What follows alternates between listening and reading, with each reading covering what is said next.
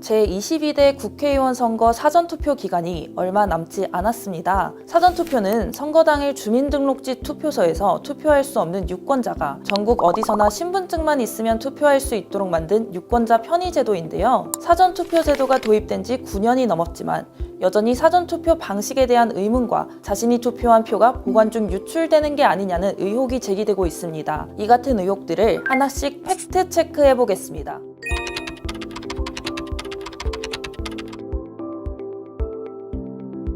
불가능합니다. 사전투표 제도는 사전신고 절차 없이 전국 어디서나 투표할 수 있는 제도입니다. 즉, 얼마나 많은 선거인이 투표할지, 어느 주소지의 선거인이 투표할지, 해당 선거인이 전국 여러 곳에 있는 투표소 중 어디를 방문할지 알 수 없습니다. 따라서 선거인이 방문할 사전투표소를 예측해 투표용지와 회송용 봉투 주소 라벨지를 미리 출력해두는 것은 불가능합니다. 결론적으로 사전투표지를 미리 준비해 그것을 유권자가 실제 기표한 사전투표지와 교체하는 것은 사실상 가능하지 않습니다.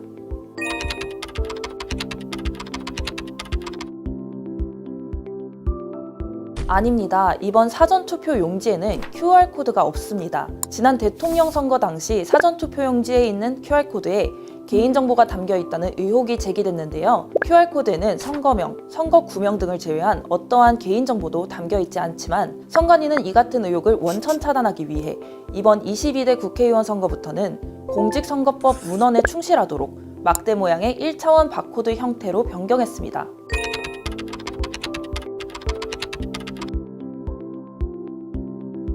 사실이 아닙니다.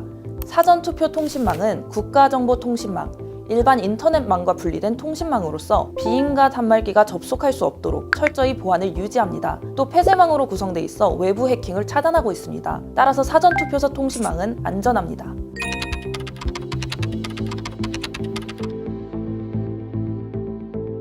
사실이 아닙니다.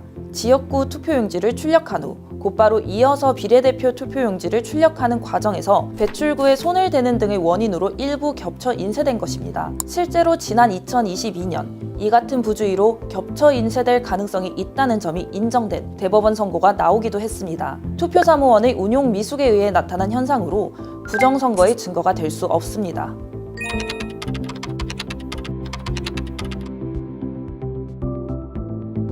사실이 아닙니다. 처음 사전투표 롤 용지를 개봉할 때 롤 용지 끝부분을 고정시키는 용도의 화살표 스티커가 붙어 있는데요.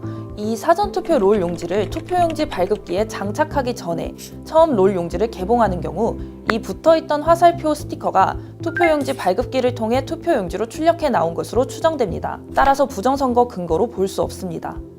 사전투표에 대한 의혹들 팩트 체크해봤습니다. 사전투표는 선거일 투표와 똑같은 방식으로 진행돼 조작이 일어날 수 없습니다. 사전투표의 목적은 유권자 편의 오직 하나입니다. 제22대 국회의원 선거 사전투표는 4월 5일 금요일부터 4월 6일 토요일까지 이틀간 오전 6시부터 오후 6시까지 가능합니다.